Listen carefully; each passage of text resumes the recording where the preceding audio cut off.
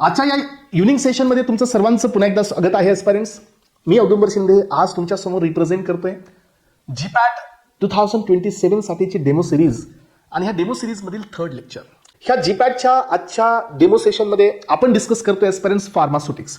फार्मास्युटिक्समध्ये मी तुम्हाला आज इंट्रोड्यूस करेल entire syllabus with the discussion, जे की थोडंसं तुम्हाला हिंट देत राहील की या सिलेबसला कोणत्या लेवलला केलं पाहिजे. मग आता या टॉपिकला सुरू करण्याआधी, या सेशनला सुरू करण्याआधी aspirants, let me discuss the pillars of pharmaceutics. जसं की फार्मास्युटिक्स हा एक स्वतःचा पिलर आहे. जसं की जीपॅट मध्ये कॉन्ट्रीब्युशन या 3 सब्जेक्टचं तुम्हाला मी सांगितलं की सुटिक्स, कोलॉजी आणि ऑर्गॅनिक केमिस्ट्री. सो या 3 सब्जेक्टचं कॉन्ट्रीब्युशन आहे 100 क्वेश्चन्स. हे 3 इम्पॉर्टंट पिलर आहेत जे की मेजरमध्ये येतात. मेजर आणि मायनरच्या मध्ये जो इंटरमिडिएट सिलेबस असतो त्यामध्ये 2 पिलर आपण डिस्कस केले. First one is pharmacognosy and second one is pharmaceutical analysis.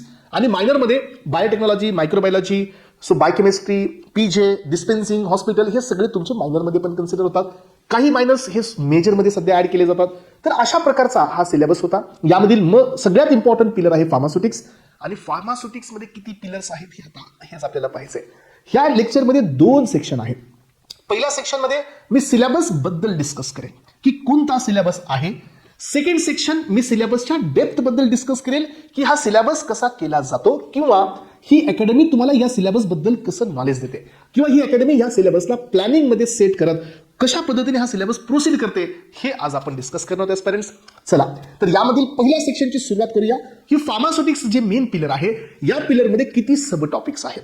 So सगळ्यात पहिल्यांदा टॉपिक एस्पायरंट तुम्हाला जो डिस्कस करावा लागतो, जो की सगळ्यांसाठी अननोन असतो, याच्याबद्दलचं डिस्कशन होईल, डिटेल डिस्कशन करेल. Just wait for the second section. यामधला सगळ्यात इम्पॉर्टंट टॉपिक असतो ड्रग डिस्कवरी डेव्हलपमेंट. यामध्ये 3 इम्पॉर्टंट फेजेस असतात. First one is a discovery, second one is a pre clinical and third one is a clinical. क्लिनिकलमध्ये पुन्हा वापस तुम्हाला मिळेल. So that is phase 0, phase 1, phase 2, phase 3, phase 4 हे पण आपण डिस्कस करणार आहोत. तर यानंतर एस्पायरंट्स आपल्याकडे रेग्युलेटरी अफेअर्स पण सुटिक्सचाच पार्ट आहे. रेग्युलेटरी अफेअर्स म्हणजे काय, जे रेग्युलेटरी बॉडीज असतात यांच्यामध्ये काही फायलिंग्स असतात एस्पायरंट, जे की तुम्हाला या एजमध्ये फार्मसीच्या एंडमध्ये सो बऱ्यापैकी स्टुडंट्सला याची आयडिया नसते. What is the NDA filing, what is the ANDA filing, so what is the IND filing, so what is the meaning of TGA, what is the meaning of CDSCO, what is the meaning of TBS FDA, याच्याबद्दलची माहिती नसते, जे की सुटिक्समध्ये contribute करतं approximately 7 to 8 questions including the drug discovery and the regulatory affairs. Out of 30 to 35 questions, 5 to 8 questions हे या 2 सेक्शनमधून येतात. ज्याच्यामध्ये रेग्युलेटरी अफेअर्समध्ये पहा, सो यामध्ये आयएनडी असेल, एनडी असेल, एएनडी असेल, FDA, EMA, CDSCO, TGA, IPC, ICH guidelines, ISO guidelines, CFR guidelines, OECD guidelines हे कधी आपण सुटिक्समध्ये नाही पाहत. आणि हाच सगळ्यात मोठा मिस्टेक असतो की सुटिक्समध्ये आपल्याला सगळ्यांना वाटतं की सुटिक्स म्हणजे टॅबलेट आहे, सुटिक्स म्हणजे कॅप्सूल आहे. नाही बेटा, सुटिक्स हे खूप मोठा आहे. हे आपला सेकंड सेक्शन इथं कंप्लीट झाला. डिस्कशन मध्ये नाही, ही सिलेबस मध्ये सांगतोय. डिस्कशन याच्या पुढे येणार आहे. यानंतर बघा एस्पायरंट्स, याच्यामध्ये ड्रग सेफ्टी आणि फार्माको व्हिजिलन्स सध्या आहे. याच्यामध्येच तुमचा इंटेलेक्चुअल प्रॉपर्टी राईट आहे. तर एस्पायरंट्स एक लेक्चर मी आता तुम्हाला अपलोड करेल या लेक्चरच्या नंतर. So regarding to the IPR and the drug discovery development, हे युट्यूब वरती लेक्चर अपलोडेड आहे. सो अपलोड होईल एस्पायरंट्स, शेड्यूल मध्ये आहे. जसं हे लेक्चर युट्यूब चॅनलवरती येईल तर थोडंसं क्लिक करून हे लेक्चर्स ओपन करून पहा. You will get the detail idea about the intellectual property rights, 7 mechanism of the intellectual property rights and the drug discovery developments हे सध्या आहे. यानंतर पहा मॅन्युफॅक्चरिंग असेल, गुड मॅन्युफॅक्चरिंग प्रॅक्टिसेस असतील, क्वालिटी कंट्रोल, क्वालिटी अश्युरन्स असेल aspirant. This is also very important part. इथंपर्यंत तुमचं पहिलं सुटिक्स इथं संपलेलं आहे. त्यानंतर पहा सेकंड पार्ट आहे तुमच्या या फार्मास्युटिक्समध्ये, जो की एक सेपरेट सब्जेक्ट म्हणून डील केला जातो आणि तो असतो फिजिकल फार्मसी. हे सध्या खूप इम्पॉर्टंट चॅप्टर आहे, सब्जेक्ट आहे aspirants. Minimum 10 questions will be from the so physical pharmacy for this upcoming year of the as compare to so previous year. जर तुम्ही पाहिलं की यामध्ये लास्ट इयर, त्याच्या लास्ट इयरला कम्पेअर करून पाहिलं तर प्रत्येक एक्झाममध्ये या फिजिकल फार्मसीचे मिनिमम 10 क्वेश्चन्स वेटेज आहेत.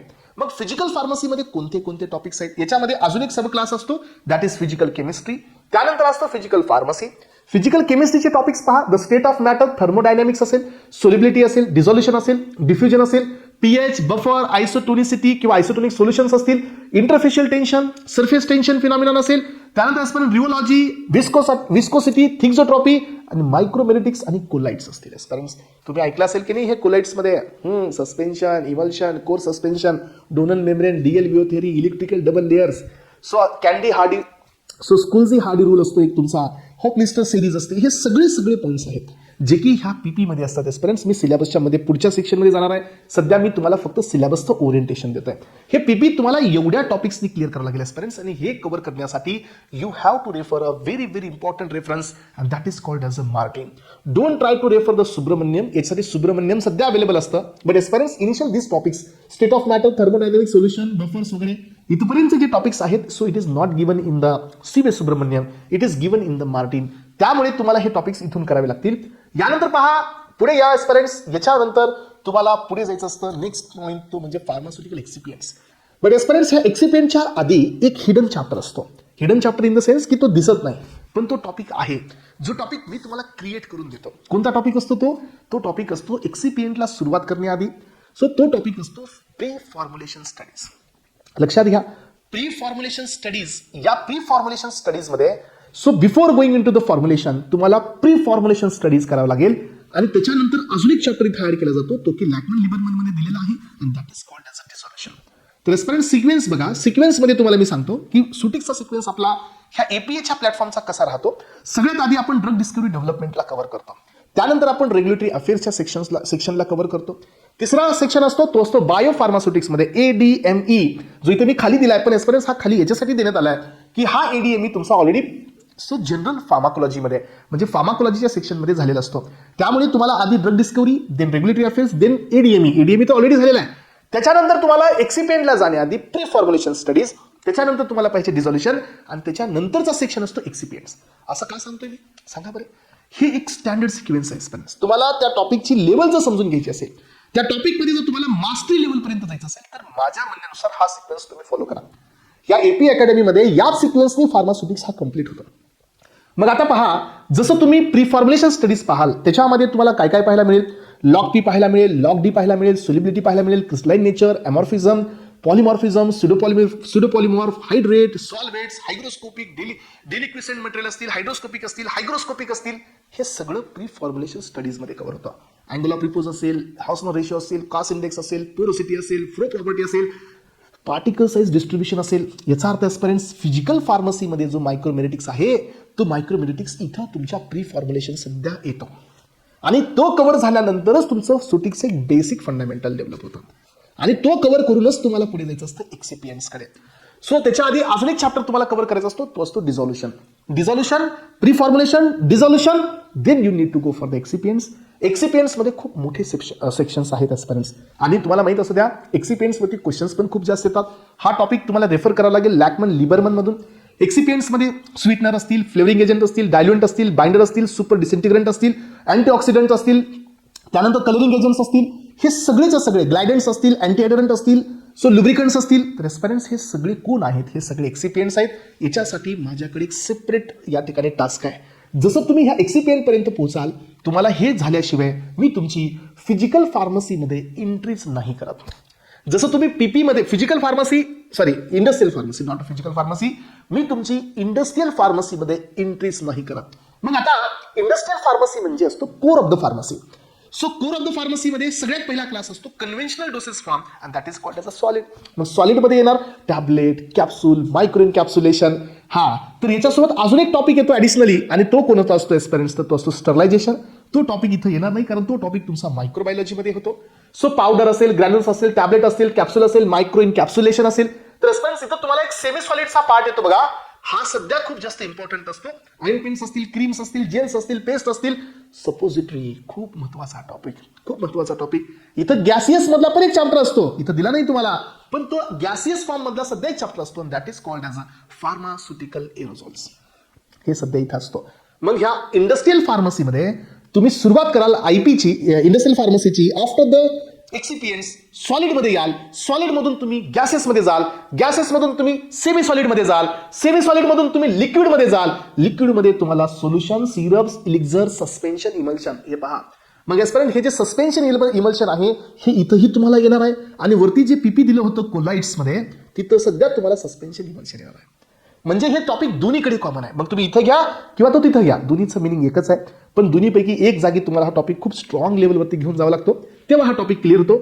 आणि जसं तुम्ही ह्या IPला क्लिअर कराल, तसं तुमचं 50% फार्मास्युटिक्स हॅज बीन फिनिश्ड. इथपर्यंत तुम्हाला 50% फार्मास्युटिक्सचं नॉलेज मिळेल.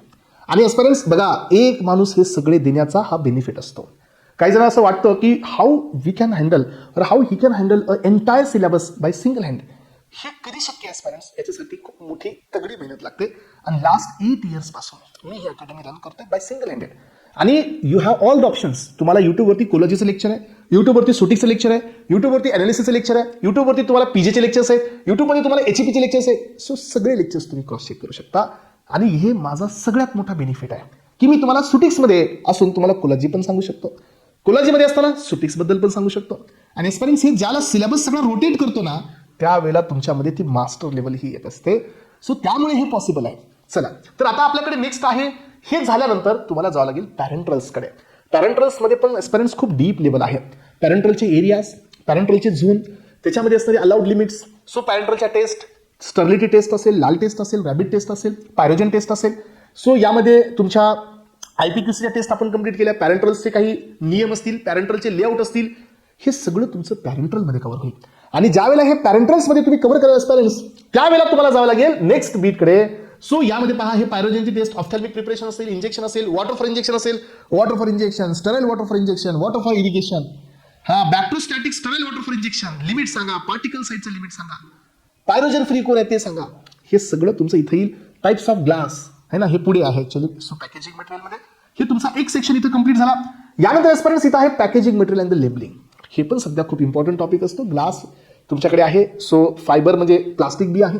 ग्लासचे टाइप्स, बोरोसिलिकेट ग्लास कोणता आहे, सोडालाईन ग्लास कोणता आहे, सरफेस ट्रीटेड कोणता आहे, पॅरेंटलवाला कोणता आहे, नॉन पॅरेंटलवाला कोणता आहे, पावडर ग्लास टेस्ट कोणासाठी असते, वॉटर अटॅक टेस्ट कोणासाठी असते, 0.2.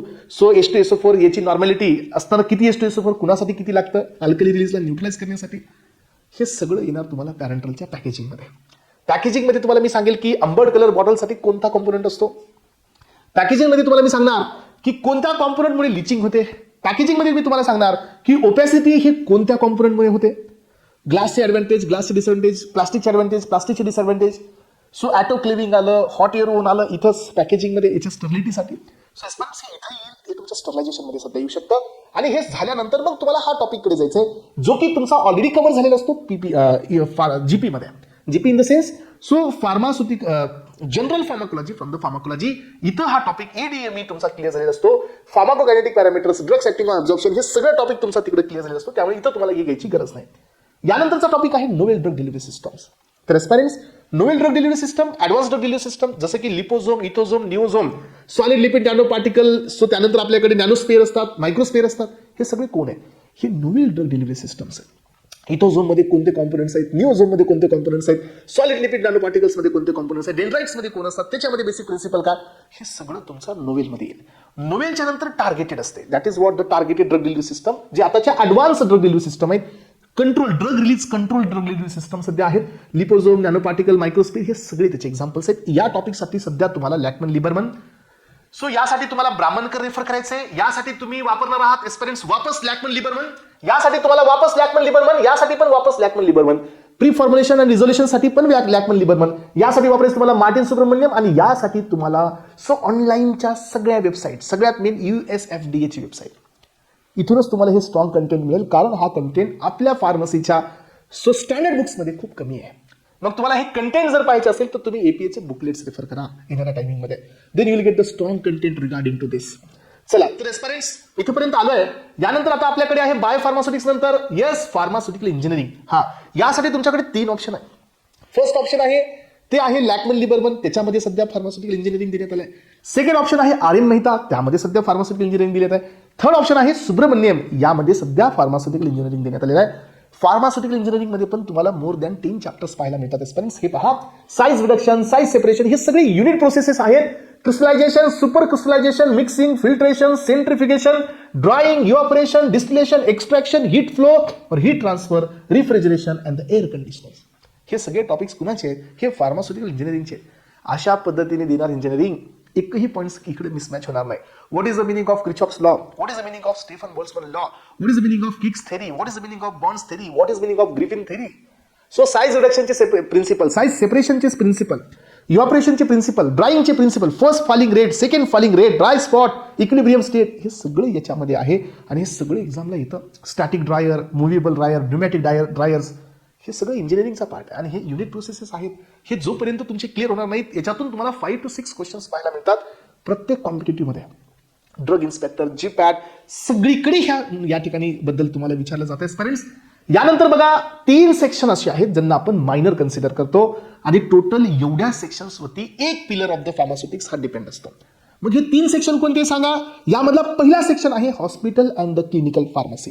जसं की तुम्ही पाहता out patient department, in patient department, centralized drug distribution system, decentralized drug distribution system, unit dose dispensing, so त्यानंतर non uniform dose dispensing, bed side pharmacy, satellite pharmacy, ambulatory patient, emergency patients, हे कुठून ऐकता. Hospitals, types of hospitals, number of beds, according to the beds, according to pharmacist. तर parents, this is the part of yes PTC. ऐकले तुम्ही हे PTC? हां, this is the part of hospital and the clinical pharmacy. असे छोटे मोठे सध्या sections APA मध्ये कम्प्लीट डेप्थ लेवलपर्यंत घेतले जातात. चुकून जर या ठिकाणून पण क्वेश्चन आला तरीही तुम्हाला सॉल्व्ह झाला पाहिजे. आणि पेरेंट्स, हा रेकॉर्डेड व्हिडिओ युट्यूबवरती येणार आहे. सो हा व्हिडिओ युट्यूबवरती येईल, आता येईल ना, तर मॉर्निंगला येईल त्याची शेड्यूलमध्ये. सो हे लेक्चर तुम्हाला युट्यूबवरती राहणार आहे. जसं तुम्ही ही बॅच माझी कंप्लीट कराल आफ्टर 12 months, सो तुम्ही या व्हिडिओला पहा आणि क्रॉस चेक करा की ज्या व्हिडिओमध्ये एवढं सांगितलं गेलं हे सगळं कव्हर झाले का. होईलाच पाहिजे. There is no second option. जेवढे टॉपिक्स यामध्ये देतोय, जेवढे टॉपिक्स मीन आहेत, जेवढे टॉपिक्स घ्यायलाच पाहिजे, हे घ्यायलाच पाहिजे स्टुडंट्स. यानंतरचा आहे डिस्पेन्सिंग फार्मसी. यामध्ये 3 इम्पॉर्टंट चॅप्टर आहेत डिस्पेन्सिंग फार्मसीमध्ये. एक आहे प्रिस्क्रिप्शन, सेकंड टॉपिक आहे that is the posology, dose calculation. तुम्ही कधी ऐकले काय एंग्स फॉर्म्युला? येस. तुम्ही कधी ऐकले का Dilling's formula, cows formula? So तुम्ही कधी ऐकले का बॉडी सरफेस एरियाचा फॉर्म्युला? हे फॉर्म्युलाज ऐकले तुम्ही? सो एस्पिरंट्स, हे असतात dose calculations for the child. हे फोसोलॉजी आहे. याच्यामध्येच तुम्हाला लॅटिन टर्म्स सध्या पाहायला मिळतात, तुम्ही ऐकले असतील. So Latin terms, so ante cibos, post cibos, after meal, before meal, dolore urgente, when the pain is a severe, so si opus sit, when it is necessary, statim आहे, ओमनीहोरा आहे, so cochleare amplum, cochleare magnum, cochleare maximum, so 1 teaspoonful, 1 tablespoonful, 1 dessertspoonful, 1 dessert, 1 fluid ounce. हे ऐकले? हे आहे, it is a part of dispensing pharmacy. आणि मी तुम्हाला सांगतोय की एक इव्हन डोस कॅल्क्युलेशन सध्या इथं प्रूफ स्पिरिटचे सध्या कॅल्क्युलेशन मी घेतो, आयसोटोनिसिटीचे सध्या, आणि यामध्ये तुम्हाला अजून एक कॅल्क्युलेशनचा पार्ट मिळतो experience, that is called the PK calculations. ते सध्या हे सगळे कॅल्क्युलेशन्स या सुटिक्समध्ये येतात. नॉर्मॅलिटीचे सध्या कॅल्क्युलेशन्स या सुटिक्समध्ये येतात. तर हे सध्या आपले कव्हर होतात एक्सपेरियन्स. आणि हे सर्व कंप्लीट करत तुमचा हा इंजिनिअरिंग मधला डिस्पेन्सिंग फार्मसी क्लिअर होतो. देन एक्सपेरियन्स एक छोटासा टॉपिक असतो जो रिअरली कधी कधी क्वेश्चनवरती याला वेटेज दिले जाते, आणि that is called as a cosmetics. कॉस्मेटिक्समध्ये तुमच्याकडे जेवढे कॉस्मेटिक प्रोडक्ट्स आहेत, so beginning from the shampoo, beginning from the nail polish, beginning from the so eye mascara असेल, सो आयलॅशेसचे असतील, सो क्रीम्स असतील, त्यानंतर पावडर्स असतील, हे सगळेच्या सगळे सो या ठिकाणी सो आपल्याकडे टूथपेस्ट असतील, ते सध्या कॉस्मेटिकमध्ये येतात. त्याचे लिमिटेशन्स आहेत, त्याच्यामध्ये किती फ्लोराईड, किती अलाउड आहे, किती आयर्न अलाउड आहे, हे सगळं तुमचं कॉस्मेटिक्समध्ये कव्हर होईल एस्पिरंट्स. आणि बघा, सुटिक्स हा जो एक पिलर आहे, या सुटिक्समध्ये 11 हे सब पिलर आहेत. आणि ज्या दिवशी तुमचं सुटिक्स या लेवलला संपेल तेव्हा तुम्ही म्हणू शकता की सुटिक्स हे माझं कंप्लीट झालेलं आहे. तोपर्यंत एस्पिरंट्स सुटिक्सची होण्याची गुंजाईशच नाही. तरी याच्यामध्ये एक सेक्शन जर तुम्ही ऍड केला ना प्री फॉर्म्युलेशन आणि डिस्पेन्सिंगचा, तर 12 सेक्शन्स हे सुटिक्समध्ये इन्क्लुडेड आहे. आणि मग तुम्हाला असं वाटतं की यार मी तर टॅबलेट करतोय, कॅप्सूल करतोय, सुटिक्स माझा होतोय, असं नसतं बेटा. तुला या टॉपिक मधल्या एवढ्या सब्जेक्ट्स बद्दलचं नॉलेज असायला पाहिजे. आणि ज्या दिवशी तू या सब्जेक्टची महारत हासिल करशील, सुटिक्स मधला एकही क्वेश्चन तुमचा नोट्सच्या बाहेर जाणार नाही, एकही क्वेश्चन तुमच्या ब्रेन कॅपॅसिटीच्या बाहेर जाणार नाही. रिअरली जो सिलेबसच्या आउट ऑफ येईल तोच क्वेश्चन तुमचा इथं मिसमॅच होऊ शकतो. बट एस्पिरंट्स, एक सुटिक्सला कंप्लीट करण्यासाठी एवढे सेक्शन्स, आणि बघा मी दिलेला फ्लो बघा, drug discovery development, regulatory affairs, then biopharmaceutics, then pre formulation, then dissolution, then industrial pharmacy, त्याच्यामध्ये सॉलिड, त्याच्यामध्ये लिक्विड, त्याच्यामध्ये गॅसेस, त्याच्यामध्ये semi solid, then parentals, then packaging, then novel drug delivery system. याच्यामध्ये तुम्ही मध्ये कुठेही तुम्ही PP घेऊ शकता, no problem. But aspirants, if you take the PP before pre formulation, then eventually मायक्रोमिलेटिक्सचा तिथं बेनिफिट मिळेल. If you don't want to take the PP before the pre-formulation, then take only one chapter from the PP, that is micromeritics. ते तुम्ही घ्या, तुम्हाला pre-formulation पण खूप easy जाईल. सो त्यानंतर फार्मास्युटिकल इंजिनिअरिंग, त्यानंतर हॉस्पिटल क्लिनिकल फार्मसी, त्यानंतर डिस्पेन्सिंग फार्मसी, त्यानंतर घ्या कॉस्मेटिक्स. आणि यासाठी तुम्हाला रेफरन्सेस किती सांगितले, Martin, Brahmankar, Lachman, Lieberman, Aulton पहा, रेमिंग्टन पहा. But I think so Lachman Lieberman, Martin, C S Subramanyam, R M Mehta आणि ऑनलाईनच्या काही वेबसाईट्स या गोष्टी कंपल्सरी लागतात. If you don't want it to refer the Remington, no problem, कारण त्याच्यासाठी तुम्हाला वेळ नसेल तर तुम्हाला सगळ्यात बेस्ट ऑप्शन आहे. Because whatever the notes I am giving to you in the form of booklets. So एस्पायरंट्स, या बुकलेट्समध्ये सर्व डेटा रेफरन्स आहे. एकही डेटा तुम्हाला नॉर्मल बुकमधून पाहायला मिळणार नाही. हे सर्व डेटा तुम्हाला लॅकमन लिबरमन, मार्टिन, सुब्रमण्यम, ब्राह्मणकर याच नोट्समधून, याच बुक्समधून पाहायला मिळेल. And this is all about the introduction to the syllabus of pharmaceutics. तर एस्पायरंट्स, इथपर्यंत माझा एक सेक्शन हा कंप्लीट झालेला आहे. राईट. सो फर्स्ट सेक्शन ज्याच्याबद्दल मला सांगायचं होतं, सिलेबस बद्दल मला इंट्रोडक्शन द्यायचं होतं, तो इथपर्यंत क्लिअर झाला. आता हे समजून घ्या की दिस चॅनल और दिस एपी अकॅडमी और दिस प्लॅटफॉर्म सो तुमच्या या सिलेबसला कोणत्या लेवलपर्यंत पुश करतो हे एकदा तर समजून घ्या. सो सिलेबसमध्ये कसं मिक्सअप करून सिलेबस हा एंड करावा लागतो एकदा समजून घेण्याचा प्रयत्न करा. चला, तर एस्पायरंट्स एक ओरिएंटेशन देत आहे, अलग लक्षात, एक ओरिएंटेशन देत आहे, ज्या ओरिएंटेशननी तुम्ही ह्या सिलेबसला पाहाल. सो समजून घ्या एस्पायरंट्स, ही पहा. सो फार्मास्युटिक्समध्ये तुमच्याकडे ही एक टॅबलेट आहे. राईट. सो टॅबलेटमध्ये तुम्हाला सर्वांना माहिती आहे की यामध्ये एक्सिपियंट आणि एपीआय आहे. एक्सिपियंट आला, हे पहा, वापस तुमचा इथं एक चॅप्टरच कव्हर झाला एक्सिपियंट वाला, तो माहितीच पाहिजे. Otherwise it won't be possible to understand the excipients, understand the tablet, understand the doses form designing नाही समजत, कारण तुम्हाला याबद्दलची पूर्ण आयडिया पाहिजेच. मग आता पहा, जसं ह्या दोघांचं कॉम्बिनेशन होईल तसा हा ड्रग मार्केटमध्ये सो हा येणार, मग इथून हा स्टमक मधून सो ब्लडमध्ये जाणार. तर एस्पायरंट्स, हा ड्रग इथून इथं जाण्यासाठी ऍब्झॉर्प्शन होणार. तर ह्या ड्रगची पहिली प्रोसेस आहे डिसइंटिग्रेशन. मग मला सांगा, disintegration is a part of what? Disintegration is a part of tablet evaluation. टॅबलेटच्या या एका चॅप्टरचे 3 सेक्शन असतात. यातील पहिला सेक्शन आहे दॅट इज एक्सिपियंट. सेकंड सेक्शन आहे टॅबलेटची मॅन्युफॅक्चरिंग. सो थर्ड सेक्शन आहे टॅबलेटचे इव्हॉल्युशन्स अँड टॅबलेटचे डिफेक्ट्स. हे सेक्शन्स आहेत. मग आता तुम्हाला माहिती आहे स्टुडंट्स की ड्रग डिसइंटिग्रेट होईल, मग डिझॉल्व्ह होईल, डिझॉल्व्ह नंतर ऍब्झॉर्ब होईल. तर इथं तुम्हाला पहिला पॅरामीटर येतो आणि that is pH pKa relation. मला सांगा, this is a part of pre formulation. हा प्री फॉर्म्युलेशनचा पार्ट आहे. PKa, what is the pKa? At the pH ज्या ठिकाणी 50% आयनायझेशन आणि 50% आयनायझेशन आहे, that is called as a pKa. PKa हा ड्रगचा असतो, पीएच हा मीडियमचा असतो. तर एस्पिरंट्स, हे पहा, मग जसा ड्रग इथं ऍब्झॉर्ब होत असेल तर तुम्हाला काय पाहिजे? Unionised form. Correct. So unionised form will be more absorb in to the systemic circulation. Ionised form will be lesser absorb in to the systemic circulation. का असं झालं? बरं, याच्यावर एक स्टेटमेंट तुम्हाला माहिती आहे की आयोनाइज्ड आणि अनआयोनाइज्ड मध्ये आयोनाइज्ड हा वॉटर सोल्युबल असतो, तर अनआयोनाइज्ड हा ऑइल सोल्युबल असतो, म्हणून तो ड्रग पास होतो. मग हे कुठून समजेल? हे तुम्हाला बेसिक मधून समजेल. Acidic drug will be more absorbed in the acidic pH. Basic drug will be more absorbed in the basic pH. हे समजून घ्यायचं असेल तर तुम्हाला pH pK चं रिलेशनशिप माहित असायला पाहिजे. मग यापर्यंत मला सांगा, कोणताही ड्रग मार्केटमध्ये येण्यासाठी त्या ड्रगला काय करावं लागेल? त्या ड्रगच्या टेस्टिंग व्हावं लागतील. टेस्टिंग करण्यासाठी तुम्हाला डिस्कवरी किंवा यामध्ये ड्रग डिस्कवरीची फेज, प्री क्लिनिकल ट्रायल्स आणि क्लिनिकल ट्रायल्स मध्ये जावं लागेल. मग तुम्ही जेव्हा याच्या डीप मध्ये जाल त्यावेळेला तुम्हाला ह्या ट्रायल्स सगळे समजतील. सो ट्रायल्समध्ये प्री क्लिनिकल्स नंतर कोणती फायलिंग असते, क्लिनिकल नंतर कोणती फायलिंग असते, फेज 0 काय, फेज 1 काय, फेज 2 काय, फेज 3 काय, फेज 3 नंतर कोणती फायलिंग असते, that is what NDA filing. Patent काय असतो, कॉपीराईट काय असतो, पेटेंटचे क्रायटेरियाज काय, पेटेंटची टर्म काय, पेटेंटमध्ये पेटेंट ऍक्ट कधी आला, पेटेंट ऍक्टचे रूल्स टाइप्स किती आहेत, पेटेंट हा किती पद्धतीने घेतला जातो, हे कधी समजेल. 505B1, 505B2, 505J पाथवेज काय असतात फॉर्म्युलेशनमध्ये. तर एस्पिरंट्स, याच्याबद्दलचं एक लेक्चर यूट्यूबवरती तुम्हाला शेड्यूलमध्ये आहे. तर हे लेक्चर तुम्ही एकदा नक्की पहा. You will get the complete idea about this. मग एस्पिरंट्स, हे झालं तुमचं ओरिएंटेशन. ओपनवाला जो तुमचा स्टार्टिंगचा जो सेक्शन आहे त्याच्याबद्दल आपण पाहिलं.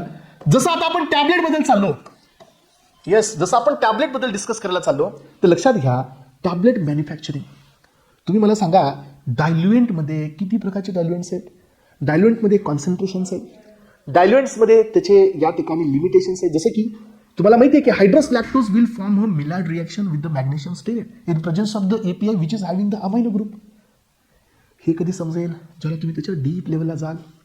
त्याचं मॉइश्चर कंटेंट काय, स्टारचे रोल काय, स्टारचे कॉन्सन्ट्रेशन डिपेंडेंट रोल काय. सो फिलर कोण असतो, फिलरचा रोल काय असतो, फिलरचा वेटवरती काही इम्पॅक्ट असतो का. तर aspirants, this is the part of excipients. So याच्यामध्ये गेलात तर तुम्हाला मग मध्ये टॅबलेटमध्ये wet granulation, dry granulation. Wet ग्रॅन्युलेशनमध्ये सो काय प्रोसेस असते, ड्राय ग्रॅन्युलेशनमध्ये काय प्रोसेस असते, कोणत्या फेज असतात वेट ग्रॅन्युलेशनमध्ये, कोणत्या फेजमध्ये सगळ्यात बेस्ट ग्रॅन्युल्स ऑफर होतात, ड्रॉपलेट, कॅपिलरी, पेंडुलार, कोणती फेज असते. सो कोणत्या फेजमध्ये ग्रॅन्युल्स हे स्टिकी नाही होत. फ्लो प्रॉपर्टी काय असते, अँगल ऑफ रिपोज कधी येतो, अँगल ऑफ रिपोज एक्सिलेंट कधी असतो, अँगल ऑफ रिपोज कोणत्या प्रॉपर्टीवरती डिपेंड असतो. हा ट्रान्सपरन्स बघा, छोट्या छोट्या गोष्टी पण हे खूप जास्त मॅटर करतात.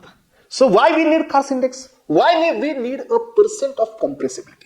So aspirants, the compound which is having the tendency to absorb the water, that compound is called as a hygroscopic compound. तर याची लिमिटेशन काय, याची स्टँडर्ड काय, किती पर्सेंट असेल सो वॉटर ॲब्झॉर्प्शन, तर त्याला आपण स्ट्रॉंगली हायग्रोस्कोपिक म्हणतो, मॉडरेटली हायग्रोस्कोपिक म्हणतो. सांगावं लागेल ना, एस्पिरंट्स बोलायला लागेल ना, हे सगळं शिकावं लागेल, सगळ्या डीप लेवलला जावं लागेल. सो एक्सिपिएंटच्या मध्ये जावं लागेल, टॅब्लेट मॅन्युफॅक्चरिंगच्या मध्ये जावं लागेल, मॅन्युफॅक्चरिंगमध्ये हे सगळे प्रोसेस पाहावं लागतील मॅन्युफॅक्चरिंगचे. सो इन्स्ट्रुमेंटेशन पाहावं लागेल. त्यानंतर एस्पिरंट्स या टॅबलेटच्या मध्ये तुम्हाला डिफेक्ट सध्या पाहावे लागतील. सांगा मला लॅमिनेशन का होतो. फर्स्ट ऑफ ऑल लॅमिनेशनची डेफिनेशन सांगा, सेकंड कॅपिंग सांगा, थर्ड वन तुम्ही मला यामध्ये मोटलिंग सांगा. Unequal distribution of the colour, that is called as mottling. पण असं एक्झामला खूप रेअरली येतं. नेक्स्ट क्वेश्चन येतो की why, so what are the reasons behind the mottling. Reason सांगा मोटलिंगचे. सरफेस एरिया इव्हन असेल तर मोटलिंग होते, की सरफेस एरिया रफ असेल की मोटलिंग होते. वॉटर सोल्युबल डाय असेल तर मोटलिंग होते, की वॉटर इनसोल्युबल डाय असेल तर मोटलिंग होते. Transparent double impression, orange peel effect, हे काय असतात.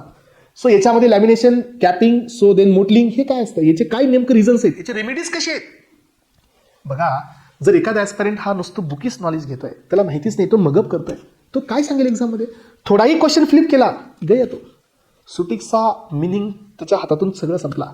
लक्षात घ्या. मग एवढ्या सगळ्या गोष्टी तुम्ही या ठिकाणी जेव्हा पाहाल एस्पिरंट्स, तेव्हा तुमचा सुटिक्स हा पार्ट या कोर मधला खूप जास्त स्ट्रॉंग होतो.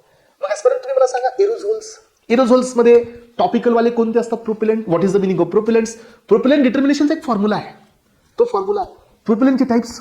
सो आपल्याकडे जो एरोझोल आहे त्याचे इव्होल्युशन्स, सपोजिटरीचे टाइप्स, सपोजिटरीचा बेस, त्याच्या आयडियल प्रॉपर्टीज, त्याचा मेल्टिंग पॉईंट, त्याचं पॉलिमॉर्फिझम, सॉलिड फॅट इंडेक्स, भरपूर सारा आहे. त्यानंतर इमल्शन सस्पेन्शन. इमल्शन म्हणजे काय, सस्पेन्शन म्हणजे काय. What is a meaning of flocculated system, what is the meaning of deflocculated system.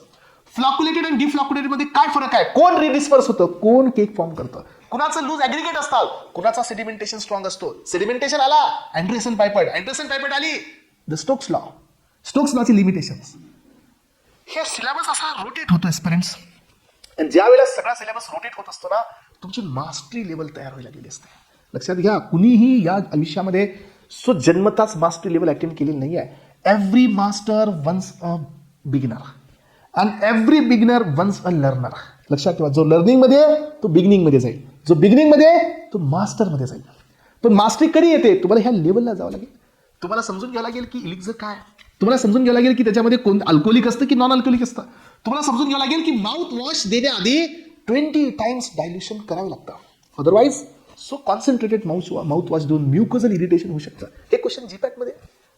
Yes, throat pen तुम्हाला माहिती आहे की जिथं इथं तुम्हाला ग्लिसरीनचा बेस यूज करावा लागतो, जो की तुमच्या इथला कॉन्टॅक्ट टाइम वाढतो. हा जीपॅटचा क्वेश्चन.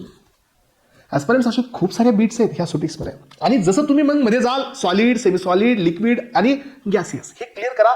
मग या तुमच्या पॅरेंट्रलकडे, पॅरेंट्रलमध्ये तुम्हाला खूप साऱ्या गोष्टी आहेत. वॉटर फॉर इंजेक्शनचे limit, sterile water for injection, distil water, bacteriostatic water for injection, water for irrigation, खूप सारे. त्याचे प्रत्येकाचे लिमिट, त्याच्यामध्ये असणारे पायरोजन म्हणजे काय सांगा. पायरोजन हे कोण असतात, हे एंडोटॉक्सिन्स असतात. कुणापासून तयार होतात, कधी तयार होतात, केमिकली पायरोजन्स कोणता क्लास आहे, रॅबिट टेस्ट काय, लाल टेस्ट काय, लाल टेस्ट मध्ये कोणते रिएजंट्स आहेत, लाल टेस्टचं एंड पॉईंट डिटर्मिनेशन कोण करतात. सो पायरोजन टेस्ट मध्ये एका अॅनिमल मध्ये किती टेम्परेचर व्हॅरिएशन अलाउड नाही आहे, नॉट मोर दॅन 0.6 डिग्री सेल्सिअसच का, हे सध्या इम्पॉर्टंट आहे एस्पिरंट्स. आणि मग ते पॅरेंट्रल कव्हर होतं, पॅकेजिंग कव्हर होते. पीपी मध्ये गेलात, रिओलॉजी, थिक्झोट्रॉपी. सांगा बरं मला, सो न्यूटनियन आणि नॉन न्यूटनियन मधला डिफरन्स. तर एस्पिरंट्स न्यूटनियन नॉन न्यूटनियन मधला डिफरन्स तुम्हाला सांगता आला पाहिजे. So what is a stress versus strain सांगता आलं पाहिजे. प्लास्टिसिटी, इलास्टिसिटी सांगता आली पाहिजे. स्युडोप्लास्टिक फ्लो, सो प्लास्टिक डायलेटंट, आणि तुमचा अजून एक असतो तो म्हणजे असतो शियर थिनिंग फिनॉमिनॉन. सो याला आपण या ठिकाणी, सो एक असतो डायलेटंट, देन स्युडोप्लास्टिकचा एक असतो या ठिकाणी, शियर थिनिंग एक असते, शियर थिकनिक एक असते, आणि प्लास्टिसिटी एक असते. 3 असतात नॉन तुमच्या न्यूटनियन फ्लुइडमध्ये. त्याची रिझन सांगा.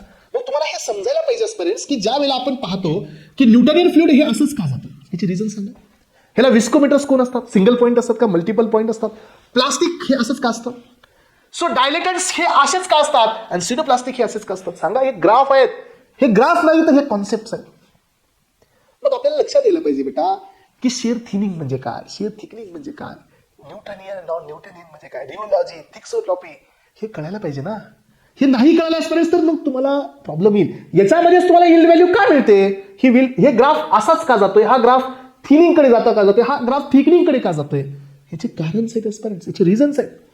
आणि हे माहिती असेल तर तुम्हाला कळेल रिओलॉजी, हे माहिती असेल तर तुम्हाला कळेल थिक्सोट्रॉपी, थिक्सोट्रॉपीमध्ये निगेटिव्ह थिक्सोट्रॉपी, पॉझिटिव्ह थिक्सोट्रॉपी तर कळेल, नाही तर नाही कळणार एस्पिरंट्स. स्टेट ऑफ मॅटर हे ना, डिग्री ऑफ फ्रीडम, हा सांगावं लागेल तुम्हाला. ट्रिपल पॉईंट कुठे आहे, कुठं होतं इक्लिब्रियम, फ्रीजिंग पॉईंट डिप्रेशन काय, बॉइलिंग पॉईंट इलिव्हेशन काय, solid state, liquid state, evaporation, vaporisation, sublimation. सुटिक्सच आहे ना हे. Yes, it is a part of pharmaceutics.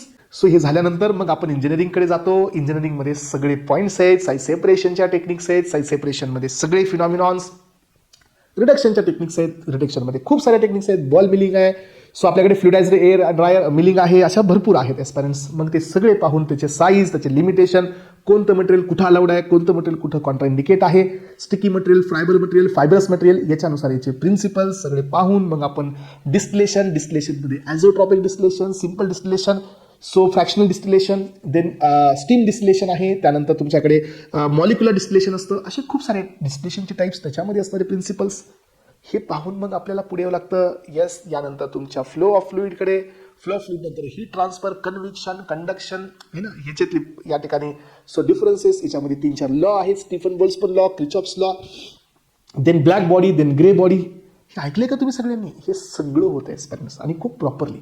आणि ज्या वेळेला तुमचं सुटिक्स असा टॉप पासून बॉटम पर्यंत चालतो ना, त्याच वेळेला तुम्हाला मास्टरी लेवल ही अटेंड होते.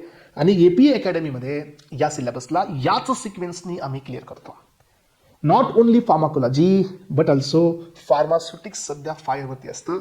35 मधील तुम्हाला 33 क्वेश्चनचं ॲक्युरसी देण्याचं काम हा सिलेबस करतो. कारण हा सिलेबस पूर्ण ऑथरायझड आहे, हा सिलेबस पूर्ण रेफरन्सेसमधून आलेला आहे, हा सिलेबस पूर्ण रेफरन्सेसमधून तुम्हाला पाहायला मिळेल. लक्षात घ्या, हा this entire syllabus will be cover within 1 year. Yes, definitely on the time. Entire syllabus will be covered within 1 year. So ticks, OC, Ecology, everything.